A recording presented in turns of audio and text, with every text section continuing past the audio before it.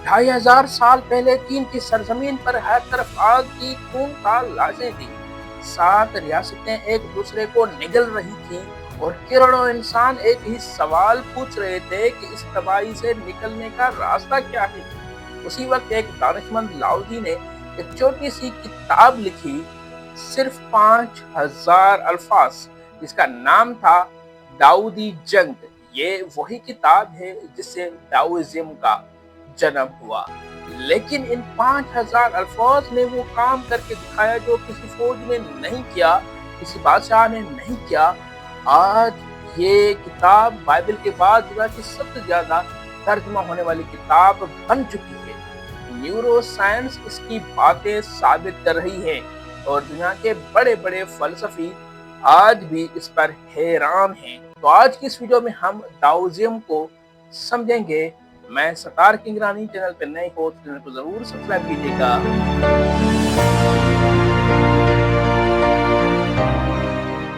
तो दोस्तों, पहले ये समझते हैं कि आखिर ये दाओइज्म क्या है और ये नाम आया कहाँ से। बहुत से लोग उसे ताओइज्म भी कहते हैं और बहुत से दाओइज्म भी। दरअसल चीनी ज़बान को अंग्रेजी हरूफ में लिखने के दो मुख्तलिफ तरीके हैं। पुराने तरीके में टी इस्तेमाल होता था, उसलिए ताऊ बना। नए तरीके में टी आया तो दाऊ बन गया, लेकिन तलफस दोनों का एक ही है, दाऊ।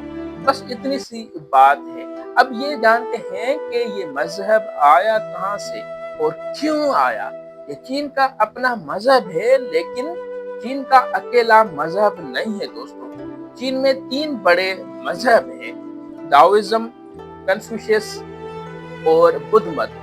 और सबसे दिलचस्प बात ये कि ज्यादातर चीनी लोग तीनों पर एक साथ अमल करते हैं। हमें ये अजीब लगे, लेकिन उनके लिए बिल्कुल फितरी अमल है। जैसे एक ही खाने में कई मसाले डाले जाते हैं तो जायका बेहतर हो जाता है। यानी चीनी एक ही वक्त में 3 मजहब को मानते हैं। अब आते हैं लाओजी की तरफ। वो दौर था चीन के जंगी रियासतों का, 5वीं से 3वीं सदी कबल मसीह तक। हर तरफ लड़ाई थी, तबाही थी, बेचैनी थी। उस दौर में बहुत से फलसफी उठे और उन्होंने कहा कि हम बताते हैं लोगों पर हुकूमत कैसे की जाए, फौज को कैसे चलाया जाए। लेकिन लाओजी एक तरफ खड़ा होकर उन सब पर मुस्कुरा रहा था और कहता था कि तुम्हारी अक्ल इतनी महदूद है कि तुम कायनात का सही रास्ता समझ भी नहीं सकते हो। फिर वो सरहद पर गया, 5000 अल्फाज लिखे और हमेशा के लिए गायब हो गया। वो 5000 अल्फाज आज दाऊदी जंग के नाम से मशहूर हैं। तो अब सबसे बड़ा सवाल, दाऊ है क्या?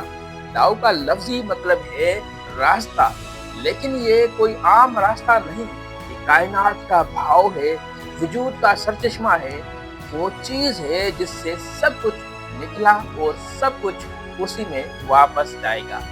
लाओजी ने अपनी किताब की पहली ही सतर में कहा कि जिस दाव को अल्फाज में बयान किया जा सके वो असली दाव नहीं। यानी ये इतनी गहरी चीज है कि ज़बान उसे पकड़ नहीं सकती। आप कभी पूरे दरिया को एक बाल्टी में भर सकते हैं? नहीं ना। बिल्कुल इसी तरह दाव को अल्फाज की बाल्टी में नहीं भरा जा सकता। वैसे ये सूरज की तिलू में है, समंदर की लहरों में है, मौसमों की बदलने में है और उस चक्कर में है जो जिंदगी और मौत के दरमियान हमेशा से चलता आ रहा है।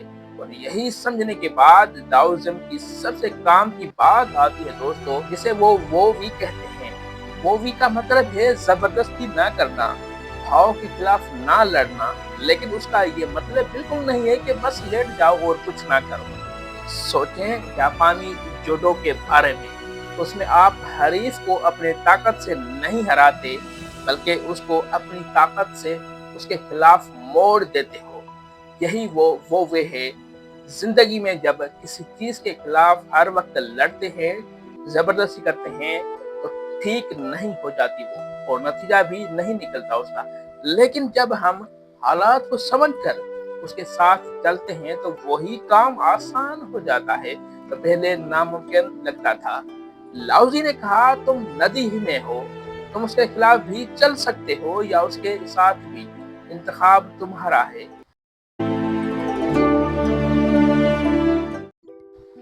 اب yin اور yang کی بات کرتے ہیں دوستو، کیونکہ یہ علامت تو آپ نے ضرور دیکھی ہوگی، وہ گول دارہ جس میں سیاہ اور سفید ایک دوسرے میں گھومتے رہتے ہیں۔ اس کا مطلب بہت سادہ تھا، پہاڑ کے دو پہلو، ایک جو دھوپ میں ہے اور ایک جو سائے میں ہے۔ صبح جو پہلو دھوپ میں تھا، دوپہر میں وہی سائے میں چلا جاتا ہے۔ بس یہی پوری بات ہے۔ دنیا میں کوئی چیز ہمیشہ سے ایک جیسی نہیں رہتی۔ خوشی کے بعد غم آتا ہے اور غم کے بعد خوشی، ترقی کے بعد زوال اور زوال کے بعد ترقی آتی ہے، اور ان دونوں میں سے کوئی ایک دوسرے سے بہتر نہیں ہے۔ اندھیرا نہ ہو تو روشنی کی کیا قدر، موت نہ ہو تو زندگی کا کیا مزہ۔ ین اور یانگ ایک دوسرے کے بغیر ادھورے ہیں، اور یہی کائنات کا اصل نظام ہے۔ اسی سوچ سے جڑا ہوا ایک اور لفظ جو آپ نے فلموں میں، کارٹونز میں، مارشل آرٹس میں اور ہر جگہ سنا ہوگا، چی۔ چینی زبان میں اس کا بنیادی مطلب ہے، لیکن ڈاؤزم میں چی کا مطلب بہت گہرا ہے۔ چی وہ توانائی ہے جو پوری کائنات میں موجود ہے اور ہر چیز کو آپس میں جوڑتی ہے۔ پتھر میں بھی چی ہے، پانی میں بھی چی ہے، ہوا میں بھی چی ہے، اور آپ کے خیالات میں بھی ہے۔ آپ کے جسم میں چی بہتی ہی رہتی ہے۔ جب یہ بھاؤ ٹھیک ہے تو آپ صحت مند اور توانا ہوتے ہیں، اور جب یہ رک جاتی ہے تو بیماری آتی ہے۔ یہی وہ وجہ ہے کہ سانس کی مشقیں، صحیح کھانا اور مراقبہ بہت اہم ہے، تاکہ چی کا بھاؤ صحیح رہے اور انسان داؤ کی زیادہ قریب ہو سکے۔ اور اس چی کی سوچ سے نکلی ہے تائی چی۔ تائی چی وہ ورزش ہے جو آپ نے پارکوں میں لوگوں کو کرتے ہوئے دیکھی ہوگی۔ آہستہ آہستہ نرم حرکات کے ساتھ اس کو کیا جاتا ہے، لیکن یہ کوئی لڑائی والی باکسنگ نہیں ہے دوستو، یہ اندر کی طاقت کی باکسنگ ہے۔ اس کا مقصد ہے کہ جسم میں چی کا بھاؤ ٹھیک رہے، خون کی گردش بہتر ہو اور انسان اندر سے سکون محسوس کرے۔ لڑائی میں بھی تائی چی کا اصول ہے کہ مطلب کا مقابلہ طاقت سے نہیں بلکہ نرمی سے کیا جائے، بالکل وو وے کی طرح۔ اب ایک اور بات جو بہت سے لوگ نہیں جانتے اس ڈاؤزم کے بارے میں، بہت سے لوگ سمجھتے ہیں کہ ڈاؤزم میں کوئی خدا نہیں ہے، لیکن یہ بالکل غلط ہے۔ ڈاؤزم خداؤں اور دیوتاؤں سے بھرا پڑا ہوا ہے۔